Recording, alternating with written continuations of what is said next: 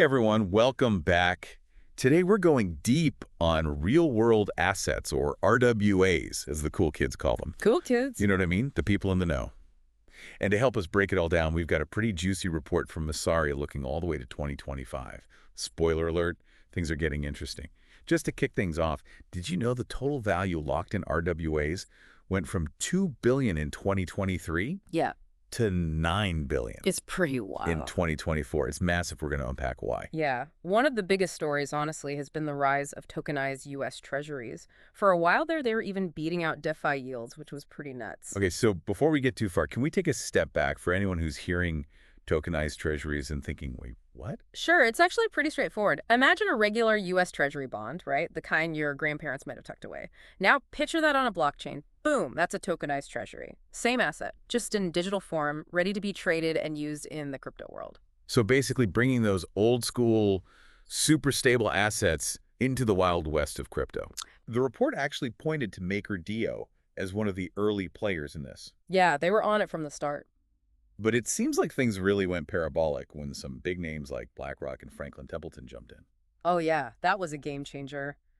Having those institutional heavyweights on board made the whole concept way more legit in the eyes of a lot of investors. Plus, for a while there, T-bill yields were higher than what you could get in DeFi, so it was like a no-brainer. So it's no wonder they now make up a huge chunk of the whole tokenization market. 35%, yeah, it's pretty dominant. But does that mean DeFi is dead?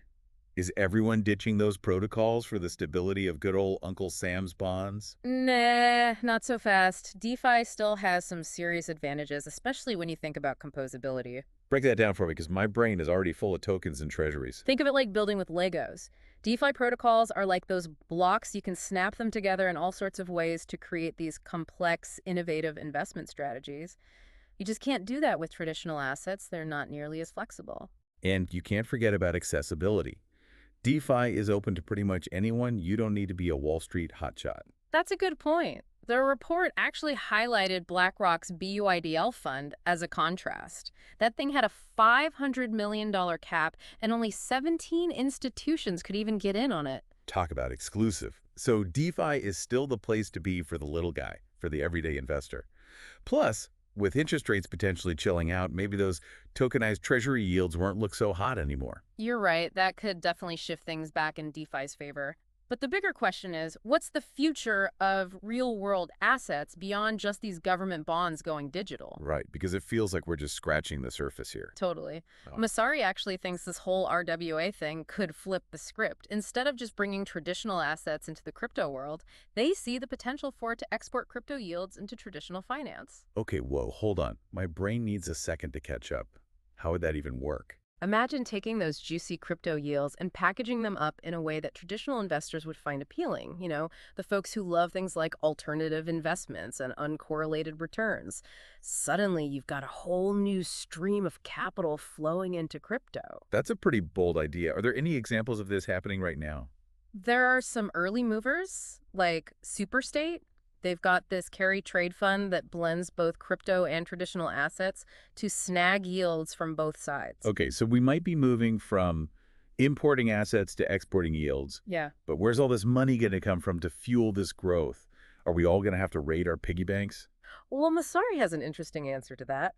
Idle stablecoins. Idle what now? Stablecoins, those crypto tokens pegged to the dollar, apparently there's something like $1 to $2 billion worth of them just sitting around, mostly held by DAOs and institutions. That's a whole lot of digital cash just gathering dust. And tokenized treasuries offer a way to put that money to work. Relatively low risk, potentially high yield. It's like the perfect recipe to kickstart even more RWA action.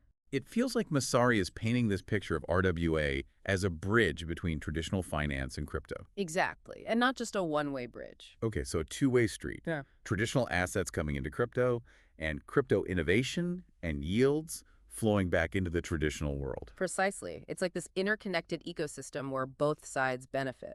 It's a pretty mind-blowing vision. But you know there have to be some bumps in the road, right? Oh yeah, for sure.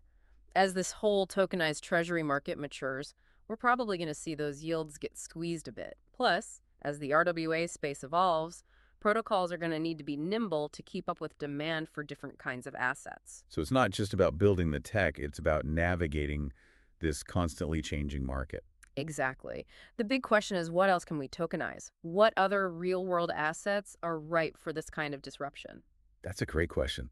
We've already seen some people experimenting with things like real estate, art, even intellectual property. The possibilities seem pretty endless. And as the tech gets better and the infrastructure improves, we're going to see even more creative and innovative applications.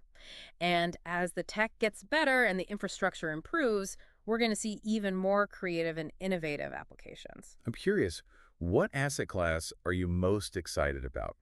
What do you think has the biggest potential for tokenization? Hmm, that's a tough one. But I'd have to say real estate. Real estate? Okay, I'm intrigued. Why real estate? Well, think about it. Real estate is huge. It's like this massive market, but it's always been a pain to deal with. Illiquid, expensive, lots of paperwork. Exactly. Tokenization could change all of that. Suddenly you could have fractional ownership of properties, easier cross-border transactions, and just way more efficient management. So it's not just about making it easier to buy and sell, it's about unlocking all this value that's been trapped in traditional real estate. Right. And it could really open up the market to a whole new wave of investors. Imagine being able to invest in a skyscraper or a shopping mall with just a few clicks on your phone. That's pretty wild. It feels like we're talking about the future of finance, not just the future of real estate. I think that's the point. RWA isn't just about bringing real-world assets onto the blockchain. It's about using that technology to fundamentally change how we think about finance. It's been amazing breaking this down with you. We've gone from the rise of tokenized treasuries to the potential for RWA to reshape entire markets like real estate.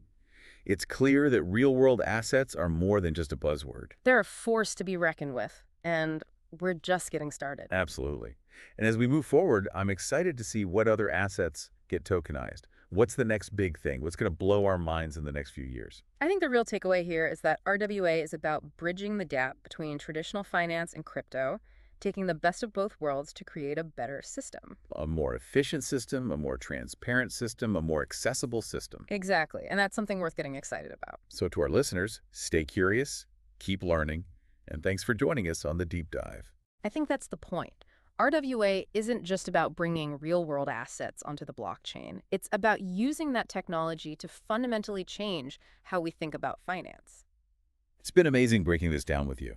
We've gone from the rise of tokenized treasuries to the potential for RWA to reshape entire markets like real estate. It's clear that real-world assets are more than just a buzzword. They're a force to be reckoned with, and we're just getting started. Absolutely. And as we move forward, I'm excited to see what other assets get tokenized. What's the next big thing? What's going to blow our minds in the next few years? Well, we've already seen some interesting experiments with things like fine art and intellectual property, but there's a whole universe of assets out there that could benefit from this technology. It feels like the sky's the limit. We're really just scratching the surface of what's possible. Exactly. And that's what makes this space so exciting. The potential for RWA to bridge the gap between traditional finance and crypto is enormous. So for our listeners who are eager to learn more, what would you suggest as a next step? Where should they go to dive deeper into this world? Stay curious and keep exploring. There are tons of resources online, including Masari's full report. It goes into a lot more detail about the trends and opportunities in the RWA space.